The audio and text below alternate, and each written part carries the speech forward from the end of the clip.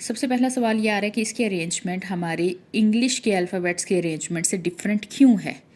तो इसका सिंपल हम आंसर ये देखेंगे। सबसे पहले आप यहाँ पे इस पिक्चर पे गौर करें, ये वाली पिक्चर पे।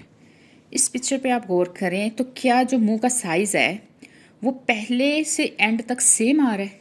ये पिक्चर का साइज़ हाँ जी जी जी जी, क्या नहीं सेम नहीं है, मतलब पहले सेम ज्यादा फिर नहीं है, कम फिर कम फिर हाँ। कम हो रहा है। अब मैं वर्ड्स बोलूँगी, आपने गौर करना है।